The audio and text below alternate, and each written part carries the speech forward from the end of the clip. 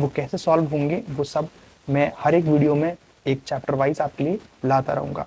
तो आप बस अपना सपोर्ट दिखाइएगा, चैनल को सब्सक्राइब कीजिएगा, ताकि नेक्स्ट टाइम से इस चैप्टर के बाद जो नेक्स्ट वीडियो आएगी वो आपको सबसे पहले मिले और आप सबसे पहले उसको देखें।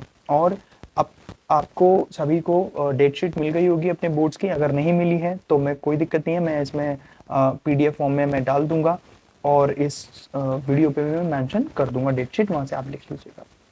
ठीक है, अब शुरू करते हैं हम। सो पहला मैंने चैप्टर लिया है केमिस्ट्री का, जो कि हमारे एनसीईआरटी का पहला चैप्टर है, केमिकल रिएक्शन एंड इक्वेशन। ठीक है, तो इसके अंदर आप अपनी बुक खोलेंगे तो उसमें आपको ये क्वेश्चन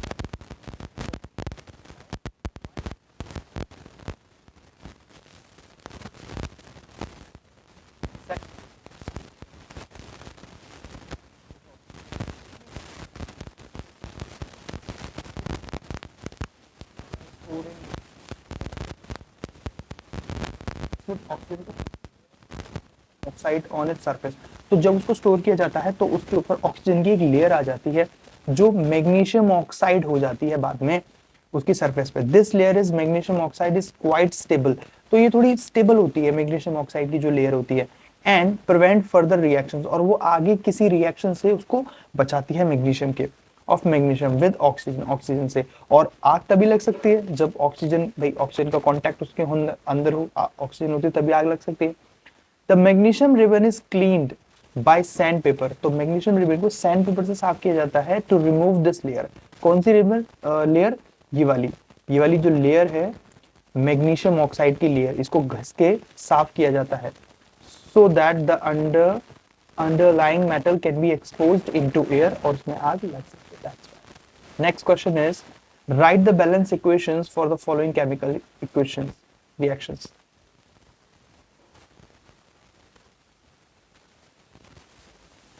ओके, तो इनके हमें नाम लिखने हैं। ओके, सो हाइड्रोजन से हमारा पहले सीधे सीधे आ जाता है H2 हाइड्रोजन, देन क्लोरीन। सो यहाँ पे ऐसे लिख सकते हो H2 प्लस, अब क्लोरीन के लिए Cl2, जिसने रिएक्ट करके बनाया है हाइड्रोजन क्लोराइड, मतलब HCl बनाया है। कैसे?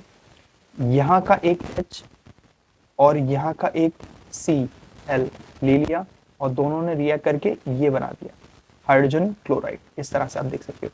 ये आप छोटी छोटी ये चीजें देख रहे हो, ये G लिखा हुआ है, यहाँ G लिखा हुआ है, यहाँ G लिखा हुआ है। बेसिकली ये उस सब्सटेंस की स्टेट को बताएगा। जैसे कि G4 हो जाएगा यहाँ पर गैस, L अगर होगा तो वो हो जाएगा बिल्कुल सही लिक्विड, और AQ भी होता है। AQ मतलब एक्वेशियस सॉल्यूशन, एक्वेशियस सॉल्यूशन, ऐसा सॉल्यूशन जो पानी में डिसॉल्व हो सकता है। और G हो गया, ये हो गया, और S होगा तो समझ लीजिएगा कि वो सॉलिड फॉर्म में है। ठीक है, इस तरह से। ऑलराइट, इसके बाद बेरियम, बेरियम क्लोराइड, ये रहा बेरियम क्लोराइड। बेरियम का Ba हो गया और क्लोराइड का Cl2 हो गया, प्लस एल्यूमिनियम सल्फेट। तो एल्यूमिनियम के लिए Al2 हो गया और सल्फेट SO4 होता है, सल्फेट के लिए SO4 होता है, जो आगे जाके रिएक्ट कर रहा है। अब जो बेरियम है वो हमारा सल्फेट से रिएक्ट कर रहा है तो बेरियम सल्फेट बन रहा है, और हमारा एल्यूमिनियम क्लोराइड से रिएक्ट कर रहा है तो एल्यूमिनियम क्लोराइड बन रहा है। ये हमारा डबल डिस्प्लेसमेंट वाला रिएक्शन है जो हम इस चैप्टर में पढ़ चुके हैं। Next is sodium. Sodium is Na which is reacting with water H2O and sodium hydroxide, ये NaOH हाइड्रोक्साइड, और यहाँ पर लगा हुआ है इसकी स्टेट है AQ, मतलब एक्वेसियस सॉल्यूशन है। हाइड्रोजन है यहाँ पर गैस जो कि इवॉल्व हो रही है, और इसको हम ऐसे भी दिखा सकते हैं, लाइक ऊपर जा रही है ना, तो इस तरह से भी दिखा सकते हैं। ठीक है, अब इसमें एक बैलेंसिंग वाला भी होता है, बैलेंसिंग मैं आपको बता दूंगा अभी इसी के अंदर। ठीक है, अभी हमने उसने सिर्फ ये बोला था कि ये जो नाम लिखे हुए हैं इनसे हमें एक केमिकल फॉर्मूला तैयार करना है, जो कि हमने इस तरह से तैयार कर दिया। नाम पे ध्यान दीजिएगा, 20 तक 20 तक आप जो है केमिकल्स के नेम आप प्लीज से याद कर लीजिएगा, 20 तक एटलीस्ट तो आप करके रखिएगा।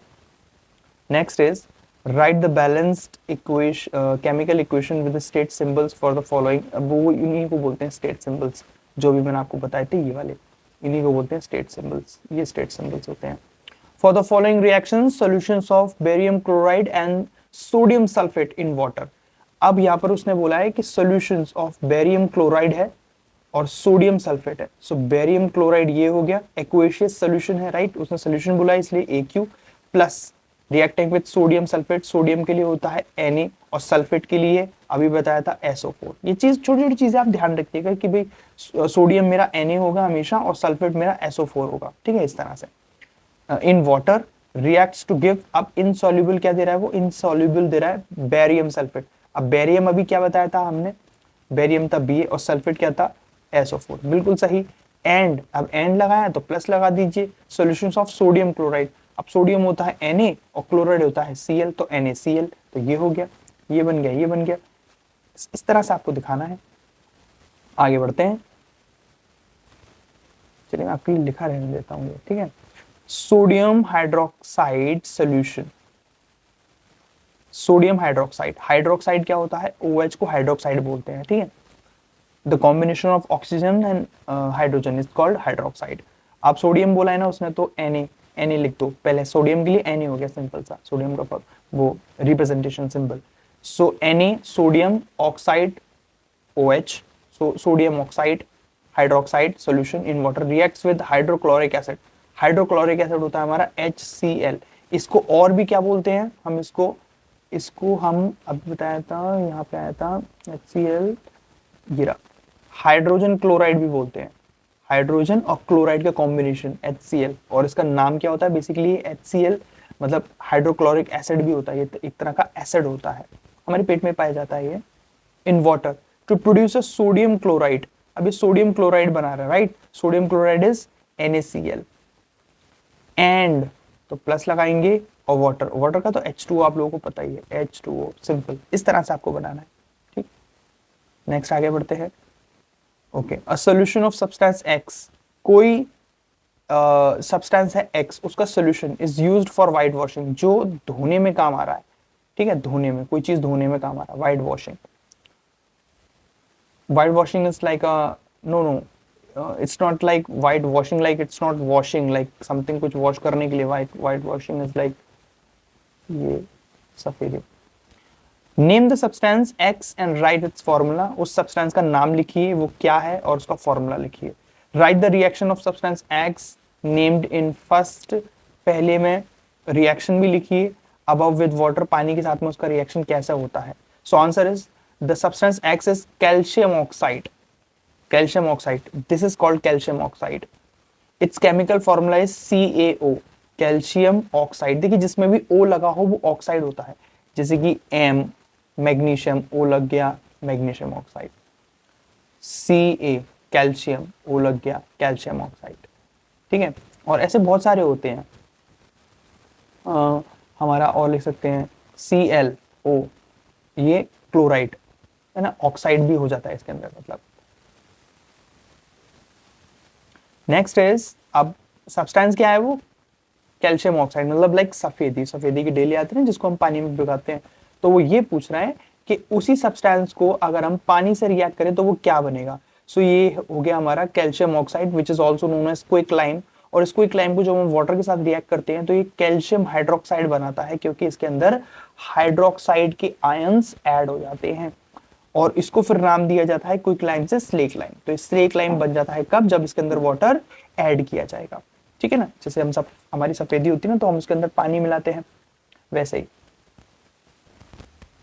तो बस वही रिएक्शन ये बता रहा है कि CaO जो एक सॉल्यूशन है और उसको I जो कि एक लिक्विड है उसके साथ में रिएक्ट करा गया, तो ये एक्वेशियस सॉल्यूशन बन गया CaOH, और ये बाहर लगा है 2, जो कि होता है calcium hydroxide, which is a slake lime.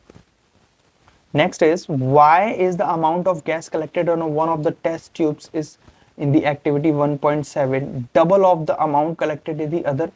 तो जो टेस्ट ट्यूब में, पहले में टेस्ट ट्यूब में जो जितनी भी गैस कलेक्ट होती है, क्यों वो डबल ऑफ अमाउंट होती है अदर जो टेस्ट ट्यूब में कलेक्ट हुई है। नेम दिस गैस, इस गैस का नाम भी बताइए। Water H2O contains 2 parts hydrogen and 1 part is oxygen. तो हमारा जो वाटर होता है भाई वो 2 पार्टों में आता है, एक तो वो हाइड्रोजन लाता है अपने साथ में और एक ऑक्सीजन लाता है, इन्हीं दोनों चीजों से वाटर बनता है। Therefore the amount of hydrogen and oxygen produced during the electrolysis process में जो भी हाइड्रोजन ऑक्सीजन होती है of water is in 2:1 के रेशो में होती है, मतलब 2 हाइड्रोजन होगी और 1 ऑक्सीजन होगा। दैट इज वाई, इसीलिए 2 हाइड्रोजन क्यों, क्योंकि H प्लस H होते हैं और प्लस O होता है, तो H plus H which is called O2, sorry H2, और ये आ गया O, इसलिए ये हो गया 1 और 1 2, और ये हो गया 1, इसलिए 2:1 का रेशो होता है इसका ratio. During the electrolysis, electrolysis क्या होता है, जिस पानी में, जिस सोल्यूशन के अंदर बिजली जाती है, तैरती है, निकलती है, निकलवाते हैं जिनके अंदर से बिजली, उसी को इलेक्ट्रोलाइसिस प्रोसेस बोलते हैं। ठीक है, since hydrogen goes to one test tube and oxygen goes to another, तो हाइड्रोजन एक में जाती है और ऑक्सीजन दूसरे में जाती है, the amount of gas collected on one of the test tubes is double the amount of collected in the other. इसलिए जो हाइड्रोजन के जो हाइड्रोजन से इस वाले में हमारे, इस वाले वेसल में गई है हमारी H2 और इस वाले वेसल में हमारी गई है O2, सो यहाँ पर ऑक्सीजन जैसे मतलब हाइड्रोजन यहाँ पर ज्यादा होगी। ठीक है, इसी वजह से, क्योंकि 2:1 का रेशो होता है, हाइड्रोजन ज्यादा होती है, दैट्स व्हाई। ओके, आगे बढ़ते हैं। Question number 1, why does the colour of copper sulphate solution change when an iron nail is dipped in it? क्यों कॉपर सल्फेट का कलर क्यों बदल जाता है जब उसके अंदर एक आयरन नेल मतलब एक लोहे की कील डाली जाती है? So when an iron nail is placed in a copper sulphate solution, जब कॉपर सल्फेट सॉल्यूशन में कील डाली जाती है, the iron displace the copper from the copper sulphate, तो कॉपर सल्फेट में से कॉपर आयन जो होता है ना वो रिमूव कर देता है, हटा देता है सॉल्यूशन, एंड फॉर्मिंग, और क्या बनाता है वो आयरन सल्फेट बना देता है, समझे, which is a green colour, जो कि ग्रीन कलर का होता है, इसलिए वो ब्लू से ग्रीन हो जाता है। नेक्स्ट इज, देखिए यहाँ रिएक्शन में दिया हुआ है, आयरन जो कि हम रिएक्ट करवा रहे हैं कॉपर सल्फेट से, CuSO4, देखिए कॉपर के लिए आता है Cu और सल्फेट के लिए अभी बताया था SO4। ठीक है, बार बार लिखते चलेंगे ताकि हमें याद हो जाए। कॉपर सल्फेट एक्वेशियस सोल्यूशन है, Aq लगा हुआ है, ठीक है, Fe सॉलिड है, आयरन के लिए सॉलिड होती है इसलिए S लगा हुआ है।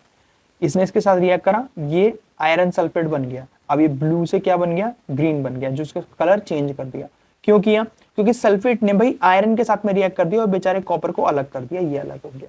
ठीक, आगे बढ़ते हैं। Therefore the blue color of the copper sulfate solutions fades and the green colors appears, इसलिए वो ग्रीन कलर दिखाई देता है, ब्लू से ग्रीन हो जाता है।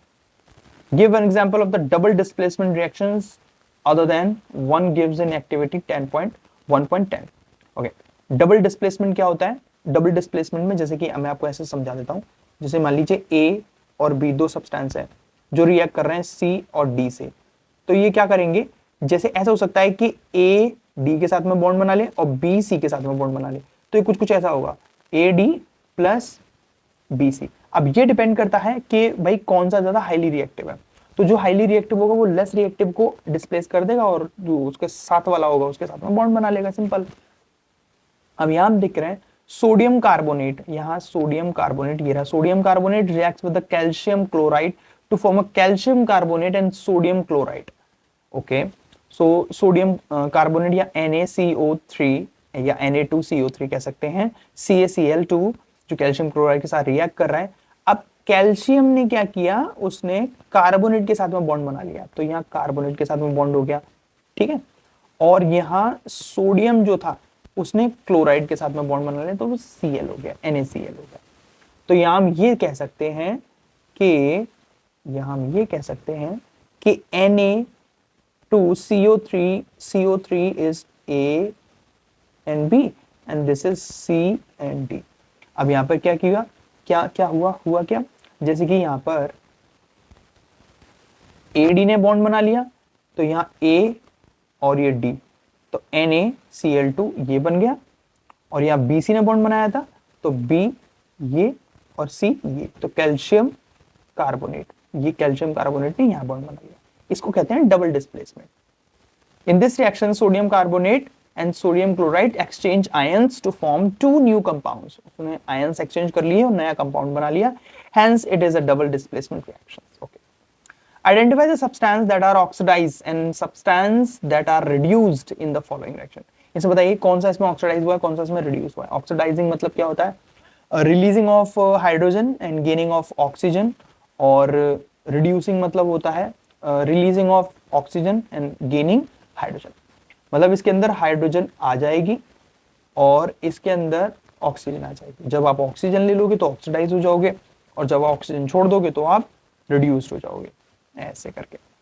सो यहाँ है, हाँ ओके, सो Na जो कि सोडियम है प्लस O2 के साथ रिएक्ट कर रहा है और Na2 मतलब सोडियम ऑक्साइड बना रहा है। तो sodium Na is oxidise and it gains oxygen. तो सोडियम जो है हमारा ऑक्सीडाइज हो गया है क्योंकि उसने ऑक्सीजन गेन कर लिया, ये उसको ऑक्सीजन मिल गई है एंड ऑक्सीजन गेट रिड्यूस्ड, और यहाँ पर ऑक्सीजन थी वो रिड्यूस्ड हो गई है, मतलब उसके अंदर से ऑक्सीजन निकल गई है। नेक्स्ट इज ये Cu क्या है, कॉपर होता है, सो दिस इज कॉपर, और O क्या है, ऑक्सीडाइज, तो कॉपर ऑक्साइड क्या कहलाई जाएगी, कॉपर ऑक्साइड। इस तरह से आप नाम देखेंगे। और ये किसके साथ रिएक्ट कर रहा है, बिल्कुल सही, हाइड्रोजन गैस के साथ में रिएक्ट कर रहा है। So copper oxide CuO is reduce to copper. ये यहां आके देखिए इसके अंदर CuO था, अब इसके अंदर से O गायब हो गया, तो O कहां गया, O ने बेसिकली H2 के साथ में रिएक्ट करके H2O बना दिया, मतलब इसने वाटर बना दिया और इस बेचारे से इसका ऑक्सीजन ले लिया। तो मतलब आपका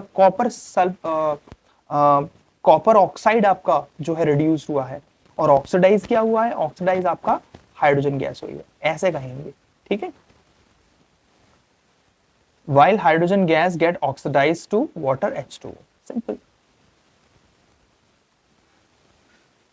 Exercise solutions. Okay.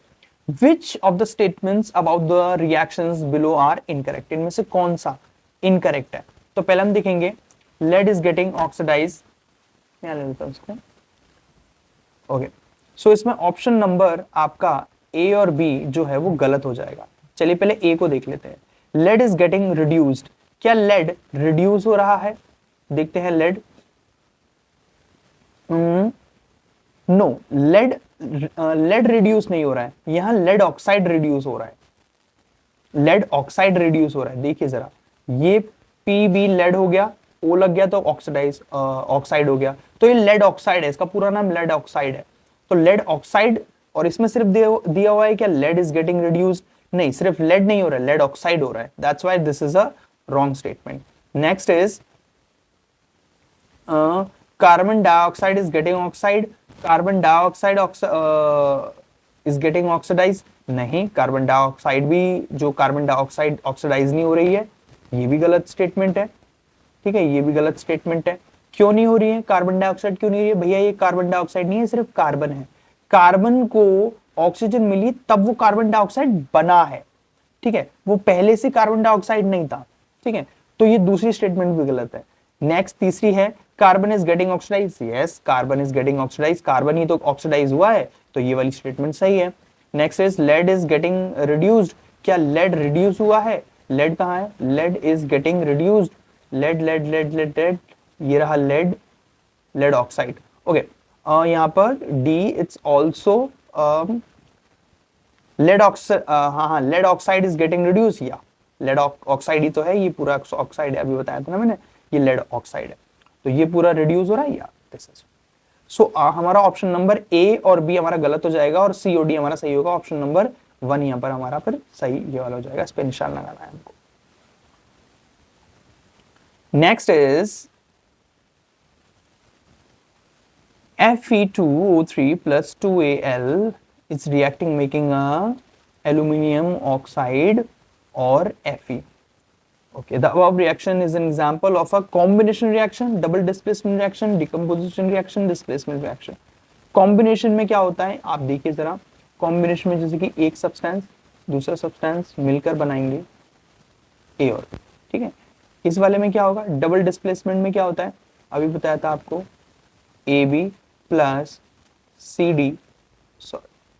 डी जो कि बन जाएंगे AD प्लस BC, इस तरह से। डिकम्पोजिशन में क्या होता है, डिकम्पोज मतलब जैसे कि A और B होंगे तो वो टूट के A प्लस B बन जाएंगे।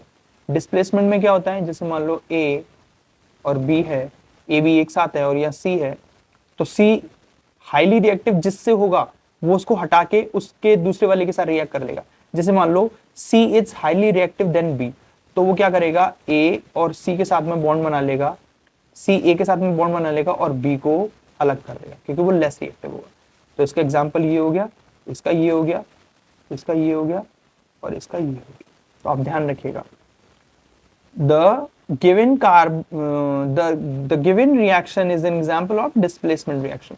तो डिस्प्लेसमेंट रिएक्शन का एग्जांपल होगा। क्यों? क्योंकि देखिए हम पहचान कैसे कर सकते हैं, देखिए 1 2, तो यहाँ 2 हमारे सब्सटेंसेस हैं, लेकिन यहाँ हमारा एक ही सब्सटेंस है।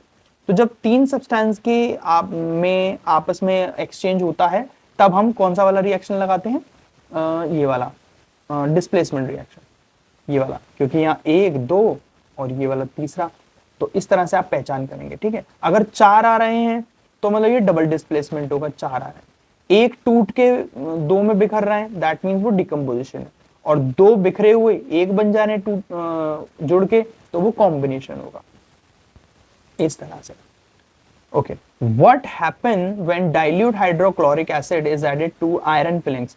अगर आयरन फिलिंग्स में डाइल्यूटेड हाइड्रोक्लोरिक एसिड मतलब HCl जो कि डाइल्यूटेड फॉर्म में है, अगर उसको आयरन फिलिंग्स में मतलब किसका, लोहे का चूरा कह सकते हैं, लोहे का चूरा, ठीक है, आयरन फिलिंग्स के में डाला जाए, टिक द करेक्ट आंसर। तो इसमें से बताइए क्या होगा उसमें से। Okay, hydrogen gas and iron chloride are produced, chlorine gas and iron oxide hydroxide, ये होगा, ये होगा, ये होगा, ये होगा। So option number is hydrogen gas and iron chloride are produced. तो इसमें से एक तो हमारी हाइड्रोजन गैस निकलेगी, ठीक है, जो कि ऊपर साइन बनाया हुआ है, मतलब वो निकलेगी, इवॉल्व होगी। और दूसरा आयरन क्लोराइड बनेगा, ये आयरन क्लोराइड, बेटा आयरन होता है Fe और क्लोराइड होता है Cl2, इस तरह से ये बनेगा, ठीक है ना, ये बनेगा। So this is as reactions यहाँ पर शो किया गया है। तो ऑप्शन नंबर आपका सही हो जाएगा, ऑप्शन नंबर ए सही हो जाएगा, हाइड्रोजन गैस निकलेगी और आयरन क्लोराइड बनेगा। Next is what is balanced chemical equation? Chemical balance chemical equations क्या होती है? Why should chemical equations be balanced? इनको बैलेंस करने की क्या जरूरत है, क्या आवश्यकता होती है? सो a reaction which has an equal number of atoms of all the elements on both sides, जब हम रिएक्शन को देखते हैं तो दोनों तरफ सेम नंबर ऑफ एटम्स होने चाहिए होते हैं। Sides of the chemical equation is called the balance chemical equation. इसी रीजन से हम कहेंगे कि वही वो जो केमिकल इक्वेशन है वो बैलेंस है, क्योंकि जितने नंबर ऑफ एटम्स जिस भी सब्सटेंस के लेफ्ट हैंड साइड है उतने ही राइट हैंड साइड होते हैं। अब ये राइट हैंड साइड और लेफ्ट हैंड साइड कौन सी होगी? देखिए जैसे फॉर एग्जांपल इसका ही ले लेते हैं, तो बेटा ये वाली जो जितनी साइड होगी ना, ये हमारी लेफ्ट हैंड साइड होगी, ये वाली जितनी साइड होगी ये राइट हैंड साइड होगी, ठीक है। और ये बीच में जो है ना एरो, ये हमारा इक्वल का काम कर रहा है, ठीक है। तो आपको ये देखना है, जैसे कि यहाँ देखिए HCl, तो यहाँ 2H है और 2 ही Cl है। अब यहाँ हम देखेंगे, यहाँ पर देखिए यहाँ H कितने हैं, 2, यहाँ 2 लगा हुआ है, और यहाँ Cl कितने हैं, 2 लगा हुआ है, मतलब 2 ही क्लोराइड है और 2 ही हाइड्रोजन है, और यहाँ भी 2 ही क्लोराइड है और 2 ही हाइड्रोजन है। तो इस तरह से हम कहेंगे कि ये दोनों, ये पूरी मतलब इक्वेशन क्या है, ये पूरी इक्वेशन बैलेंस इक्वेशन है, इस तरह से हम ये कह सकते हैं। So law of conservation of mass states that, तो law of conservation of mass ये कहता है that mass can neither be created, ना उसको बनाया जा सकता, enhance the chemical reactions the total mass of reactants, तो रिएक्टेंट्स का जितना भी मास होगा should be equal to the total mass of the products, तो जितना भी रिएक्शंस का मास होगा वो उसके प्रोडक्ट के मास के बराबर ही होना चाहिए। जैसे ये भाई ये आया रिएक्टेंट्स, ये है, ये आया ना, इसलिए तो ये सारा बराबर होना चाहिए, इस तरह से। Should elements be equals on the both sides of the chemical equation, hence it is for this reasons that's why chemical equation should be balanced, इसलिए वो chemical equations balance होनी चाहिए। Translate the following statements into chemical equations and then balance them। आप पहले इनको equations में convert करेंगे, then इसको बैलेंस करेंगे। हाइड्रोजन गैस क्या लिखेंगे, H2, बिल्कुल सही, कंबाइंस विद द नाइट्रोजन, तो N2 के साथ इसको नाइट्रोजन को कंबाइन कर दिया टू फॉर्म अमोनिया। अब इसमें NH3 बन गया, अमोनिया, नेशनल हाईवे 3 NH3। सो इसको चलिए बैलेंस करने की कोशिश करते हैं हम।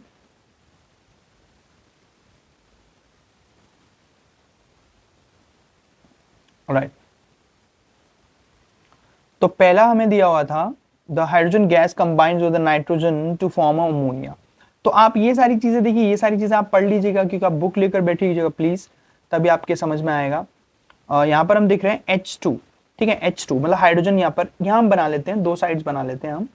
एक तो हमारी हो गई RHS और एक हो गई LHS, ठीक है। अच्छा, H2 है और NB2 है और HB2 है, तो यहाँ पर हम जब गए तो NH3 हो गया, तो H यहाँ पर 3 हो गई यहाँ पर, लेकिन H2 है ना। और यहाँ पर हमारे N2 थे, लेकिन यहाँ पर हमारे N एक ही है। जैसे मान लेते हैं यहाँ पर ऐसे करके आया, रिएक्शन ऐसे दिया, और यहाँ पर हमारा H2 था और यहाँ पर हमारा N2 था, ठीक। अब हम नंबर कहाँ लगा सकते हैं? नंबर सिर्फ आगे यहां लगा सकते हो आप, यहां इधर ही लगाने की परमिशन है, आप नीचे कुछ नहीं कर सकते, मतलब यहां आप कुछ नहीं कर सकते, इधर आपको लगाने की परमिशन नहीं है। चलिए अब देखते हैं, लगा के बैलेंस करके देखते हैं। N2 N2, ठीक है। तो अगर मैं इसके आगे 2 लगा दूं तो यहां N2 हो गए और यहां 2N हो गए, तो मतलब ये दोनों बैलेंस हो गए, ठीक है। H2 थे यहां पर, लेकिन यहाँ H3 है। और दूसरी चीज, ये इसके साथ भी मल्टीप्लाई होगा, ठीक है। तो 2 3 मतलब 2 3 से 6 हो गए, तो हमारे हाइड्रोजन कितने हो गए यहाँ पर? हाइड्रोजन यहाँ पर हो गए हमारे 6, लेकिन N तो हमारे कितने हैं? N तो हमारे 2 ही हैं, N यहाँ पर हमारे 2 ही हैं। और यहाँ पर भी हमारे H जो है 2 है और N जो है वो यहाँ पर हमारे 2 हैं, लेकिन हाइड्रोजन यहाँ 6 है और यहाँ हमारे 2 हैं। तो हम अगर आगे यहाँ 3 लगा दें तो 3 2 जा ये, तो 3 2 जा 6, तो यहाँ हमारे हाइड्रोजन कितने हो जाएंगे? 6 हो जाएंगे। यहाँ हाइड्रोजन कितने हमारे? 6 हैं। यहाँ N हमारे कितने हैं? 2 हैं, तो यहाँ भी हमारे N हमारे कितने हैं? 2 हैं। सो फाइनल इक्वेशन आपकी ये कुछ इस तरह से बैलेंस हो जाएगी। I know it's little bit complicated, थोड़ा आपको दिक्कत हो सकता है कि यार ये कैसे हो गया, बट आप प्रैक्टिस करोगे, मैं आपको और बताऊंगा और समझिएगा तो आपको अच्छे समझ में आएगा, ठीक है। अब बस बेसिक सा ध्यान रखिएगा कि आपको नंबर सिर्फ आगे लगाना है किसी भी सब्सटेंस के। दूसरी चीज, यहाँ जो भी नंबर लगाओगे वो इससे मल्टीप्लाई होगा, ठीक है, इससे मल्टीप्लाई होगा, हाँ ध्यान रखिएगा। नेक्स्ट हम आ जाते हैं यहाँ पर हाइड्रोजन सल्फेट, हाइड्रोजन सल्फाइड। तो यहाँ हाइड्रोजन सल्फाइड है H2S। देखिए ये जो आगे जो नंबर लगे हो ना, ये लगाए गए हैं बैलेंस करने के लिए, और ये जो यहाँ छोटे छोटे नंबर जो लगे हुए हैं ये हमें दिए हुए हैं, ये वही केमिकल्स में मतलब हमें जो भी सब्सटेंस है उसमें दिए हुए होते हैं, ठीक है। सो H2S O2 H2O और SO2 ये कुछ ऐसे लिखा होगा, ठीक है। अब यहाँ H2 है, यहाँ भी H2 था, ठीक है, ठीक है। यहाँ O2 था, यहाँ भी O2 है, ठीक है, लेकिन यहाँ एक और ऑक्सीजन है, ठीक है, यहाँ एक और ऑक्सीजन है, और यहाँ सल्फाइड, जैसे सल्फाइड है ये, तो यहाँ O2 है। अब भाई ये भी 2 हो गया, क्योंकि ये जो 2 है ये इस पे भी लग रहा है, इस पे भी लग रहा है, तो ये गड़बड़ हो जाएगी। तो हमें क्या करना पड़ेगा? दोनों को बैलेंस करना पड़ेगा। तो जैसे कि यहाँ O2 है ना और यहाँ भी O2 है, ये वाला एक एक्स्ट्रा आ गया है, तो हम क्या करेंगे? यहाँ 2 लगाएंगे, 2 2 जा 4 हो जाएगा ये। यहाँ हाइड्रोजन कितने हो गए? 4 हो गए, तो यहां पर हाइड्रोजन हमारे 4 मान रहे हैं, और O हमारे कितने हो गए? यहाँ पर 2 यहां हो गए और 2 यहां हो गए, तो टोटल हमारे ऑक्सीजन कितने हो गए? टोटल हमारे ऑक्सीजन जो हुए हैं 2 और 2, 2 और 2, 4 ऑक्सीजन हुए हैं, ठीक है। और हाइड्रोजन कितने हो गए? हाइड्रोजन भी 4 हो गए। तो ये तो हमारी RHS हो गई। अब RHS के अलावा LHS में कैसे देखेंगे? तो हाइड्रोजन यहाँ 2 थे तो 2 से गुणा कर देंगे, तो 2 दूनी 4, तो हाइड्रोजन यहाँ पर कितने हो गए? 4 हो गए। अब ये सल्फाइड, सल्फाइड 2 हो गए, S = 2 हो गए। अच्छा, यहाँ सल्फाइड कितने थे? यहाँ भी भैया हमें 2 लगाना पड़ेगा। जब यहाँ हमने 2 लगाया है तो यहाँ भी फिर हमें आगे 2 लगाना पड़ेगा, ठीक है।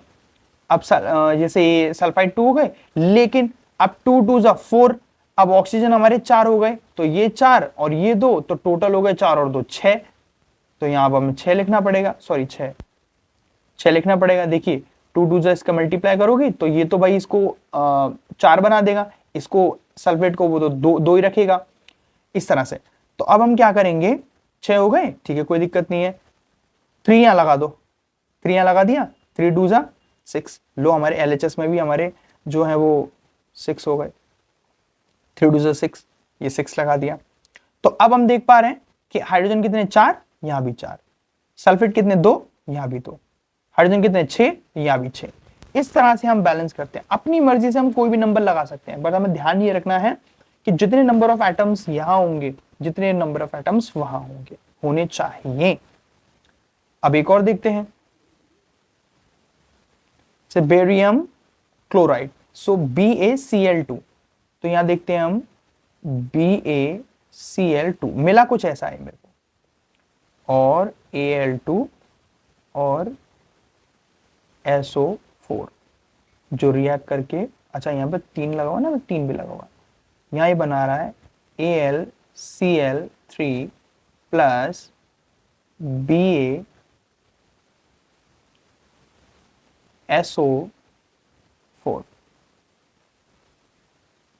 SO4। अब हम यहां देख रहे हैं, यहां हम देख पा रहे हैं कि हमारे Bl कितना है 1, यहां हमारा Ba कितना है 1, यहां भी हमारा Ba कितना है 1, बिल्कुल सही है। यहां हमारा SO4 कितना है 3, लेकिन यहां हमारा SO4 एक ही है। SO4 का मतलब है ये पूरा SO4 ये एक है, नहीं सॉरी यहाँ पर 3 है, जैसे बाहर 3 आ रहा है तो वो 3 से गुणा हो रहा है, ठीक है। यहाँ हमारा SO4 एक ही है, तो अगर हमें इसको 3 करना है तो हमें यहाँ पर इसको 3 से गुणा करना पड़ेगा। अब बेटा अगर SO4 हमारा 3 हो गया तो हमारा Ba भी तो 3 हो गया, तो फिर हमें यहां भी लगाना पड़ेगा 3, ठीक है। अब हमें यहां भी ऐड करना पड़ेगा, अब यहां 3 ऐड हो गया, क्लोराइड, ठीक है। अब क्लोराइड कितना हो गया 3 2 6, क्लोराइड 6 हो गया, पर यहाँ क्लोराइड कितना है 3 है, तो हमें क्या करना पड़ेगा, अब यहाँ Al2 है ना, तो यहां भी आप 2 लगा दीजिए। देखिए Al2 यहाँ 2Al हो गया। अब क्लोराइड कितने हो गए 2 3 इसकी गुणा करोगे आप 2 3 6, तो यहाँ आपके Cl कितने हो गए 6, Al कितने हो गए 2, और Ba कितने हो गए 3, SO4 कितने हो गए 3। अब यहां जरा आ जाते हैं, इधर नजर मार लेते हैं, Cl कितने हो गए 3 2 6, Ba कितने हो गए 3, Al कितने हो गए 2, SO4 कितने हो गए 3। अब बेटा जरा कंपेयर करो, ये सेम, ये रहा सेम, Al2 SO3 SO4 3। तो यहां इस तरह से हम इसको बैलेंस करेंगे। देखिए यहां मैंने 2 लगाया, ये हो गया बैलेंस, ये हो गया बैलेंस। आपको और अच्छे से साफ से दिखे, ये देखिए आराम से। सो दैट्स हाउ, इस तरह से इसको बैलेंस किया जाता है। नेक्स्ट आप देखिएगा इसको कैसे कैसे बैलेंस होगा, आप खुद लिखिएगा, और लिखने का तरीका देखिए मैंने आपको अभी बता दिया है कि हमको ये आगे वाले लिखने हैं। जैसे ऐसे लिखना है K plus H2O making KOH plus H2। अब हमें ये देखना है कि भैया किस तरफ कितना है, ठीक है। चलो लगे याद कर देते हैं, कोई दिक्कत नहीं है। H2 कितने हैं, H2 हमारे पास 2 हैं, लेकिन यहाँ हमारे पास H2 कितने हैं, H2 यहाँ 1 हो गया और 1 हो गया, यहाँ पर 3 हो गए, तो हम इसको 3 बनाने हैं। अब 3 कैसे बनाएंगे, और यहाँ हमारा K कितना 1, और यहाँ हमारा ऑक्सीजन कितना 1, यहाँ हमारी कितना 1 1, ठीक है ठीक है। अब हम क्या करेंगे, जैसे इसको कितना बनाना है, हमको 3 बनाना है, तो 3 तो नहीं बन सकता, ठीक है। तो या तो कोई इवन नंबर ही बनेगा, राइट, 3 तो नहीं बन सकता, ऐसे तो नहीं कि 1 से मल्टीप्लाई कर दूंगा तो उससे तो कोई फर्क नहीं पड़ेगा। तो यहाँ पर हम ले लेते हैं 2। अब यहां जब हमने 2 लिया तो हमें यहां भी 2 लेना पड़ेगा। अब 2 से क्या हुआ, देखिए आपका ये पोटेशियम 2 हो गए, ऑक्सीजन 2 हो गए, हाइड्रोजन 2 हो गए। तो पोटेशियम आपके हो गए 2, ऑक्सीजन हो गए 2, हाइड्रोजन हो गए आपके 2 ये और 2 ये 4, ठीक है। यही सारे सब्सटेंस हैं यहाँ पर, एक ये है, एक ये है, एक ये है, एक ये है। अब यहां हम जरा नजर मारते हैं कि अभी के हमारा कितना है, यहाँ पर के तो भैया एक ही है, तो यहाँ बस आके बस 2 लगा दो आप, तो ये आपके के भी 2 हो गए। H2 2 2 4, तो यहाँ H कितने हो गए 4, और यहाँ पे कितने हैं, यहाँ भी 4 ही हैं, यहाँ भी 4 हो गए। अब तो O के साथ भी लग रहा है, तो O कितने हो गए 2, तो यहाँ भी भैया 2 4 2 हो गया, यहाँ भी 2 4 2 हो गया। इस तरह से ये बैलेंस हो गए, दैट्स हाउ, इस तरह के। और इसके बाद में इनकी स्टेट्स लगा दो, किस स्टेट में, ये एक्वस सॉल्यूशन में, ये गैस में है, ये लिक्विड में है, ये सॉलिड में है। इस तरह से आगे बढ़ते हैं। Balance the following chemical equation, इनको बैलेंस करना है हमको। देखिए एक दो मैं करके बताता हूँ, बाकी आपको HNO3, ये HNO3 calcium oxide, calcium hydroxide which is making a calcium nitrate and H2O। अब यहाँ हम देखेंगे, देखिए यहाँ पर हमारा OH2 ठीक है, ये इतना है, ठीक है ठीक है, यहाँ पर हमारा 2 लग गया, ठीक है, यहाँ H2O एक है, ओके, और यहाँ HNO3, तो ये जो 3 है ये ऑक्सीजन के साथ भी लग रहा है, इसके साथ भी लग रहा है, इसके साथ भी लग रहा है, तो अब हम इसको बैलेंस करना पड़ेगा। तो देखिए यहाँ हम आगे 2 लगा देते हैं HNO3, तो 2 3 से 6, तो ऑक्सीजन 6 होगा यहाँ पर, तो हमें 2 यहाँ भी लगाना पड़ेगा, ताकि 2 इसमें करेंगे तो कितना हो जाएगा 2, यहाँ 2 हो गया, ऑक्सीजन के कितने हो गए, ऑक्सीजन के 2 हो गए, और 3 2 से 6, तो ऑक्सीजन के 6 यहाँ पर है, तो 6 और 2 8 हो गए टोटल राइट हैंड साइड पे ऑक्सीजन के, ठीक है। अच्छा लेफ्ट हैंड साइड देखेंगे, 2 देखिए ये रहा, 2 ले लीजिए, 3 ये रहा, और 2 3 से 6 ये रहे, 2 3 सा, भाई यहां से मल्टीप्लाई करोगे तो 6 ही तो होगा, 6 और 2 8 यहां हो गए, तो इधर भी 8 और इधर भी 8। नेक्स्ट आ जाएंगे हम NO3। अब यहाँ NO3 2 है, तो इसलिए यहां पर हमने 2 लगा दिया है, ताकि 2 3 सा हो तो 6 NO3 हो जाए, तो 6 NO3 यहां और 6 NO3 यहां, लेफ्ट हैंड साइड और राइट हैंड साइड दोनों बराबर हो गई। नेक्स्ट हमारा और क्या बचा, हाइड्रोजन बचा। हाइड्रोजन 2 हाइड्रोजन यहाँ, 2 यहाँ हो गए, और H2 2 यहाँ हो गए, 2 और 2 4 हाइड्रोजन, तो 4 hydrogen total left hand side में। यहाँ देखते हैं कितने हैं, 2 दूनी 4, 4 हाइड्रोजन ही भाई यहाँ पर है। तो दैट्स हाउ ये पूरी बैलेंस हो चुकी है, मतलब हमने लेफ्ट हैंड साइड जितने देखे थे उतने राइट हैंड साइड देखे थे। Practice will make you perfect, only practice will make you perfect. अगर आप प्रैक्टिस करोगे तभी आपको आएगा, प्रैक्टिस, ओनली प्रैक्टिस। नेक्स्ट आएंगे हम, write the balanced chemical equations for the following reactions. Okay, calcium hydroxide, so calcium is Ca and hydroxide is OH, और यहाँ 2 लगा दिया बैलेंसिंग के लिए, for plus and carbon dioxide CO2 making a calcium carbonate, calcium carbonate बना रहा है, और बाय प्रोडक्ट में वो वाटर बना रहा है, और वाटर का फॉर्मूला H2O, तो सभी को पता है यार, ठीक है। जिंक के लिए हम क्या लिखते हैं, Zn प्लस सिल्वर नाइट्रेट, तो सिल्वर होती है हमारी Ag और नाइट्रेट होता है हमारा NO3 which is making a zinc nitrate, तो आप लिखोगे Zn, और नाइट्रेट के लिए NO3 zinc nitrate plus silver बना रहा है ना, तो Ag हो गया। अब इसने क्या किया है भाई, zinc is highly reactive then Ag, उससे ज्यादा रिएक्टिव होता है, दैट्स व्हाई Ag, Zn ने Ag को हटा के NO3 के साथ रिएक्ट कर लिया, तो जिंक नाइट्रेट बन गया, और Ag हमारा मतलब सिल्वर अलग हट गया। ये हमारा डिस्प्लेसमेंट रिएक्शन हुआ, क्योंकि यहाँ एक सब्सटेंस है और यहाँ 2 सब्सटेंस है, तो एक हाईली रिएक्टिव ने लेस रिएक्टिव को रिमूव करके उसके साथ में बॉन्ड बना लिया, दैट्स हाउ। बाकी क्या आप देख पा रहे हैं, एल्यूमिनियम में आप लिखोगे Al, कॉपर क्लोराइड में कॉपर के लिए लगता है Cu, और क्लोराइड के लिए Cl, CuCl, तो CuCl2 मेकिंग एल्यूमिनियम क्लोराइड। अब एल्यूमिनियम ने किसके साथ, क्लोराइड के साथ में रिएक्ट कर लिया, तो AlCl3 प्लस, और कॉपर बेचारे को अलग कर दिया विच इज Cu, इस तरह से वो अलग हट गया।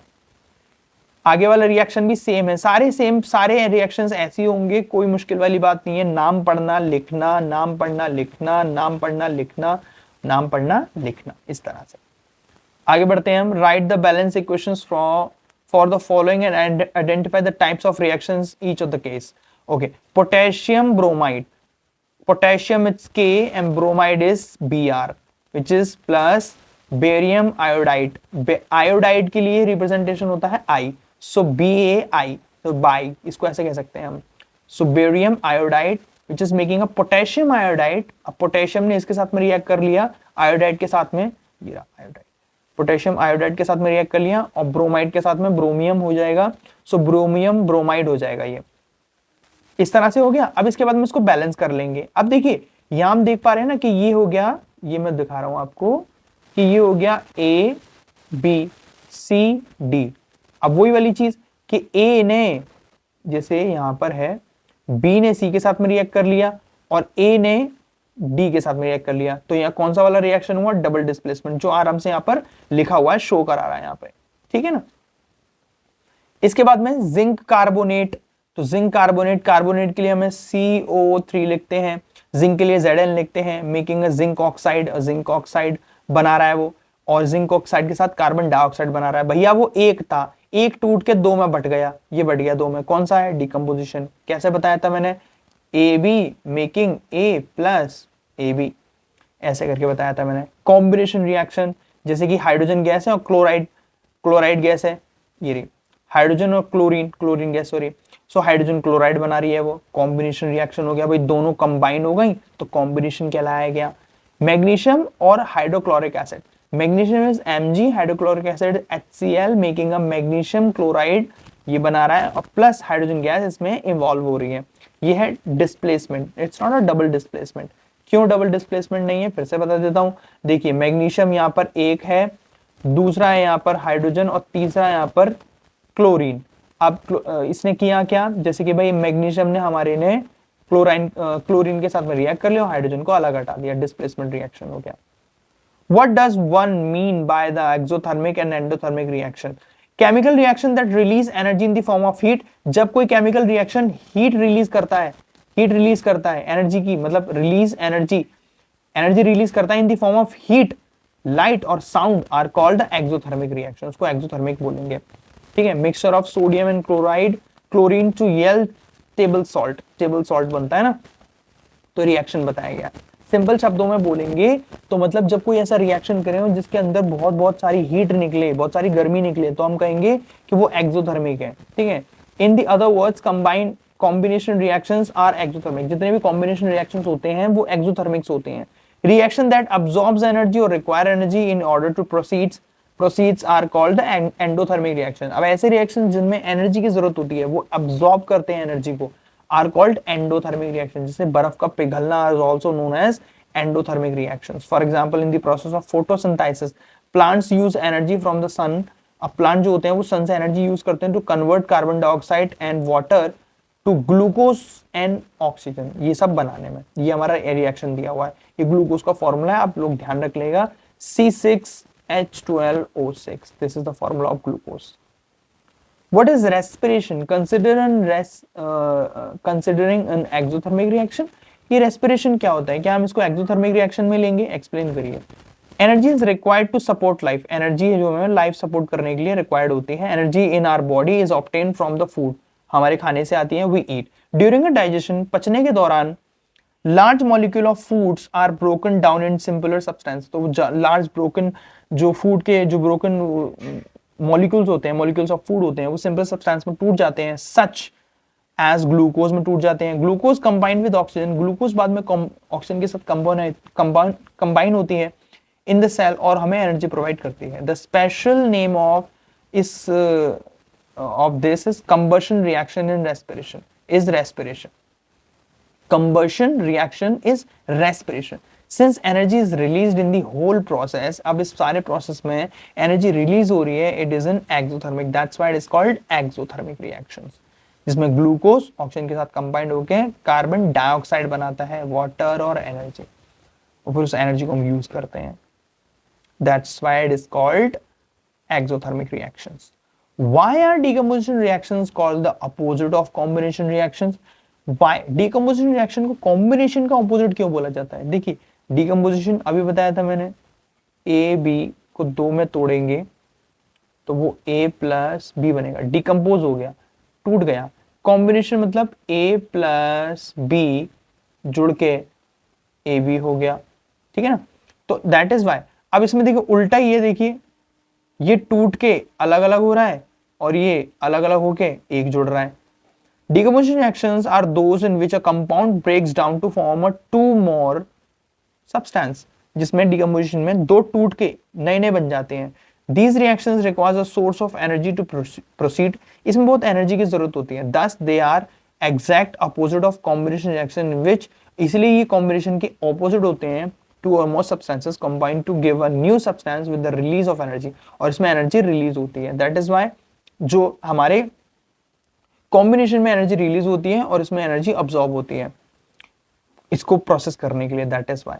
So decomposition reaction is like AB plus energy, it's AB, ऐसे एनर्जी अलग अलग हो गई। जैसे H2O इलेक्ट्रोलाइसिस में क्या होता है, H2O गैस अलग हो जाती है, O2 गैस मतलब ऑक्सीजन गैस अलग हो जाती है। कॉम्बिनेशन में A plus B, it's making AB plus energy like H2 और O2 मिलके H2O बन जाते हैं, मतलब वाटर बन जाते हैं और एनर्जी होती है उसके अंदर, इस तरह से। दैट इज वाई वो अलग अलग होते हैं। Right one equation of each, write one equation of each decomposition reactions where energy is supplied in the form of heat, light or electricity. Thermal decomposition क्या होता है? Well, ferrous sulfate which is involving of the heat, यहाँ पे sign लगा हुआ है, ferrous sulfates is a ferric oxide making a ferrous oxide, and sulfur dioxide and sulfur trioxide, तीन लगे हुए हैं तो ट्राइऑक्साइड, दो लगे हुए हैं तो डाइऑक्साइड, इस तरह से बोलेंगे। This is the example of thermal decomposition, ठीक है। इसके बाद डिकम्पोजिशन ऑफ लाइट, जैसे यहाँ पर Ag है, सिल्वर क्लोराइड है, Ag it's reacting in sunlight and making a silver और क्लोरीन। सो यहाँ पर हम क्या देख रहे हैं कि भैया एक जो था वो टूट के दो अलग अलग में बढ़ गया, दो अलग अलग न्यू सब्सटेंसेस में बढ़ गया, that is why it is called decomposition reaction. Next is decomposition bye electricity. Electricity के दौरान, जैसे कि एल्यूमिनियम ऑक्साइड है, एल्यूमिनियम ऑक्साइड को इलेक्ट्रिसिटी से पास थ्रू कराने पर एल्यूमिनियम अलग होता है और ऑक्सीजन अलग होता है। This is also a reaction decomposition, जिसमें एक टूट के दो ऐसे दो भागों में बट गया। Okay, next is what is the difference between a displacement and double displacement reaction? Write the equations for these reactions. In the displacement reaction, one more reactive element replace less reactive from the compound. उस compound में से जो less reactive होगा वो remove हो जाएगा, क्योंकि उसको high reactive, more reactive जो होगा वो उसको displace कर देगा, हटा देगा। अब जैसे हम ये देख रहे हैं A plus BX, तो ये जो A था, ये कह सकते हैं जो X था वो A के साथ में बॉन्ड बना लेता है। अब यहाँ पर A के साथ में नहीं बना रहा है, A X के साथ में बना रहा है, हाँ, क्योंकि इसने B को हटाया है। तो A is highly reactive than B, तो हम ये कह सकते हैं where A is more reactive than B, that's why A is ज्यादा powerful than B। In double displacement reactions, two atoms or a group of atoms switch place to form a new compound. इसमें mutually होता है, individually होता है, मतलब इसमें अकेले अकेले होता है, इसमें ग्रुप के साथ होता है। जैसे AB plus CD making AD plus CB, और यहाँ ऐसे भी कर सकते हैं जैसे BC और AD हो जाएगा, BC CB एक ही बात है। फॉर एग्जाम्पल डिस्प्लेसमेंट रिएक्शन में क्या हो सकता है, जैसे CuSO4, जैसे कॉपर हो गया, ये सल्फेट हो गया, copper sulphate reacting with zinc, तो इसने जिंक सल्फेट बना लिया और कॉपर बेचारे को अलग कर दिया। सो this is a displacement reaction. Double displacement में क्या होता है, NaSO4। अब यहां आप देख पा रहे हैं, देखिए यहां हम देखेंगे कि हाँ भाई 1 2 और यहां 3, तो ये डिस्प्लेसमेंट है। यहां 1 2 3 4, यहां 4 हो रहे हैं, ठीक है, कि यहां एक पेयर है, यहां एक पेयर है, इस तरह से। सो यहां Ba ने SO4 के साथ रिएक्ट कर लिया और Na ने Cl के साथ रिएक्ट कर लिया, तो NaCl बन गया और BaSO4 बन गया, बेरियम सल्फेट बन गया, और ये NaCl सोडियम क्लोराइड बन गया। This is called double displacement reaction. In the refining of silver, silver को रिफाइन करते समय the recovery of silver from the silver nitrate solution is involve हो जाती है वो किसमें, displacement bye copper metal, copper metal के द्वारा। Write down the reactions involved, इसमें लिखिए जो सिल्वर नाइट्रेट है, जब उसको कॉपर के साथ में रिएक्ट करवा रहे हैं, सो एक कॉपर नाइट्रेट हो जा रही है और सिल्वर अलग हो जा रही है। ये तो हो गया हमारा रिएक्शन। अब इसमें वही हाईली रिएक्टिव और लेस रिएक्टिव वाला कंसेप्ट है, ठीक है। ये टेबल भी होती है, मैं टेबल डाल दूंगा, उसमें देख लेना हाईली रिएक्टिव लेस रिएक्टिव को किस तरह से कौन कौन से किस किस को जो है डिस्प्लेस करेंगे।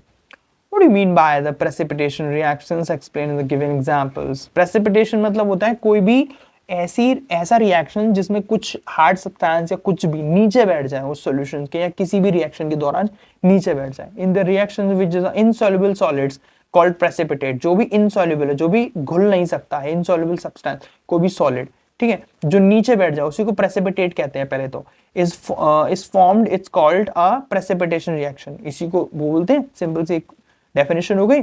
जैसे कि NaCO3, सोडियम कार्बोनेट को जब हम कैल्शियम क्लोराइड के साथ में रिएक्ट करते हैं तो कैल्शियम कार्बोनेट की एक वो बनती है, एक प्रोडक्ट बनता है, एक सॉल्ट बनता है, और सोडियम क्लोराइड का। Hence in this reactions calcium carbonate is obtain as a precipitate. अब इसमें जो कैल्शियम कार्बोनेट है ना, ये बेटा एज अ प्रेसिपिटेट मिला है हमको, hence it is a precipitate reaction. Another example of precipitation is this. इसमें आप देख सकते हो, in this reactions barium sulphate is obtain as a precipitate, barium sulphate. ये प्रेसिपिटेट सिंपल सा आप ऐसे समझो जैसे कि आपने एक बिकर लिया, पानी लिया, उसके अंदर आपने चीनी डाली, उसके अंदर थोड़ी रेत डाली, आप घुमाने लग जाओ तो चीनी तो बड़ा उसके अंदर मिक्स हो जाएगी, लेकिन रेत मिक्स नहीं होगा और रेत लास्ट में बैठ जाएगी। इसी को बस हम प्रेसिपिटेट कहते हैं, दैट्स इट, जो घुल नहीं सकता है। Explain the following in terms of gain और loss of oxygen with two examples each. Oxidation क्या होगा? ऑक्सीडेशन जैसे कि कार्बन डाइऑक्साइड हो गया हमारा, कार्बन डाइऑक्साइड में H2, सो H2 के साथ में ये रिएक्ट कर जाएगा, इससे अलग एक हट जाएगा ऑक्सीजन, ऑक्सीजन के साथ इसको मिल जाएगा, और इसमें से ये CO2 थे तो एक O चला गया, तो यहाँ CO बच गया, मतलब कार्बन मोनोऑक्साइड है। तो इसमें क्या हुआ है हमारा, इसमें बेसिकली CO2 तो रिड्यूस हो गया और ऑक्सीडाइज हो गया यहाँ पर। Oxidising is the gain of oxygen. अब यहाँ आते हैं हमारा रिडक्शन, मतलब ऐसे भी देख सकते हैं हम, जैसे गेन क्या हो गया, हाइड्रोजन गैस यहाँ गेन हो गई है और CO2 यहाँ पर रिड्यूस हो गया। अब यहाँ Cu प्लस O2 कॉपर है और ये हमारा ऑक्सीजन है, तो कॉपर ने ऑक्सीजन गेन कर ली तो कॉपर ऑक्साइड हो गया, यहाँ gaining of oxygen, oxidising. In the first H2 is oxidized to H2O and in equation, तो इसमें जो H2 था वो H2O बन के ऑक्सीडाइज कर लिया खुद को उसने, और Cu is oxidized to CuO। अब यहाँ Cu ऑक्सीडाइज होके CuO बन गया। Reduction is loss of oxygen. अब रिडक्शन होता है लॉस ऑफ ऑक्सीजन, जैसे यहाँ हम देख पा रहे हैं CO2 और removal of oxygen from the reductions. अभी इसके अंदर से, बेचारे के अंदर से एक ऑक्सीजन निकल गई और इसको मिल गई, और इसके अंदर से ऑक्सीजन निकल गई, इसको मिल गई। In this CO2 is reduced, यहाँ CO2 रिड्यूस हुआ है टू CO बन गया है। In equation in CuO is reduce to Cu। अब यहाँ पर CuO जो है वो रिड्यूस होके Cu बन गया है, इनमें हीट रिलीज हो रही है। ओके, तो रिडक्शन मतलब लॉस ऑफ हाइड्रोजन, और गेनिंग मतलब gain of O2। A shiny brown coloured element X, एक शाइनी ब्राउन कलर का एलिमेंट X है। ऑन हीटिंग इन एयर, हवा में जलाने पर, बिकम ब्लैक इन कलर, जो काला हो जाता है। नेम द एलिमेंट X, उस एलिमेंट X का नाम बताइए, and the black coloured compound form, और जो ब्लैक कलर कंपाउंड बना है उसका नाम भी बताइए। सो X इज बेटा कॉपर है वो, and the black coloured compound formed is copper oxide, और उसके ऊपर जो ब्लैक कलर की लेयर बनी है वो कॉपर ऑक्साइड की है। The equation of the reactions involve the heating copper is gaining is given below, तो वो कुछ इस तरह से होगा। शाइनी ब्राउन इन कलर, जैसे हम चांदी का तांबे का लोटा जब हम लाते हैं, तांबा इज कॉपर, तांबे का लोटा लाते हैं तो एकदम चमकीला ब्राउन होता है, लेकिन हवा में रखते रखते, मतलब एटमॉस्फेयर में होते होते वो ब्लैकिश हो जाता है बेटा। फोटो में डाल दूंगा, देख लेना आप लोग। तो ब्लैकिश हो जाता है, क्यों हो जाता है? क्योंकि बेटा एक वो रिएक्शन परफॉर्म करता है, राइट, जिससे वो कॉपर की एक ऑक्साइड लेयर बना लेता है खुद को प्रोटेक्ट करने के लिए, सो वो ब्लैक कलर का हो जाता है।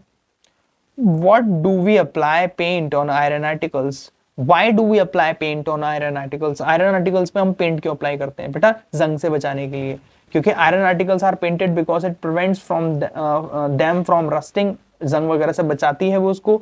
When painted, the contact of iron articles from the moisture and air is cut off, कि हम जो आयरन आर्टिकल्स होते हैं उनको कट ऑफ कर देते हैं, किससे?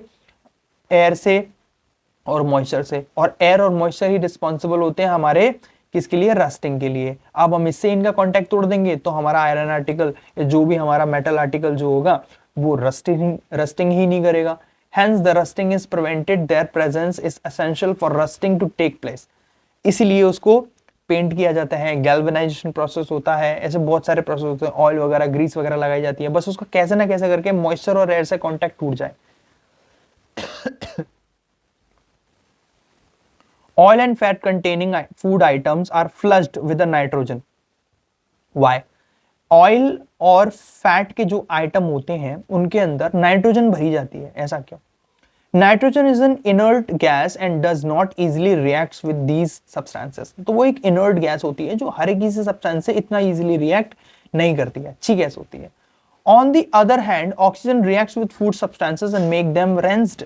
और लेकिन ऑक्सीजन जो होती है बड़ी खराब होती है, हाल रिएक्ट कर जाती है और खाने को सड़ा देती है। दस bags used in packing food, अब ऐसे बैग जो खाने पैक करने के लिए यूज किए जाते हैं items are flushed with nitrogen, इसलिए उसमें नाइट्रोजन भरी जाती है gas to remove oxygen inside pack, और उसके अंदर सारी ऑक्सीजन रिमूव कर दी जाती है। When oxygen is not present inside the pack, जब ऑक्सीजन उसमें नहीं होगी, प्रेजेंट नहीं होगी, rancidity of oil and fat containing food items is avoided, तो इसलिए वो अवॉइड हो जाएंगे और फूड जो भी है हमारा वो सेफ रहेगा, सुरक्षित रहेगा।